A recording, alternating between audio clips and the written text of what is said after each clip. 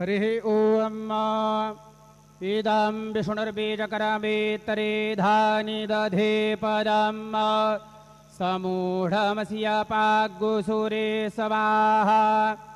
महायोगपीठे तटे भीमरथ्या वरं पुण्डरीकाय दातुं मुनीन्द्रैः समागत्य तिष्ठन्तमानन्दकन्दं परब्रह्मलिङ्गं भजे पाण्डुरङ्गम् अजं रुक्मिणी प्राणसञ्जीवनन्दं परन्धाम कैवल्यमेकं तुरीयं प्रसन्नं रमणार्तिहरं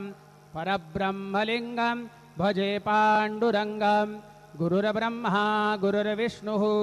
गुरुर्देवो महेश्वरः गुरुः साक्षात् परब्रह्म तस्मै श्री गुरुवे नमः। सद्गुरु साईनाथ देवताभ्यो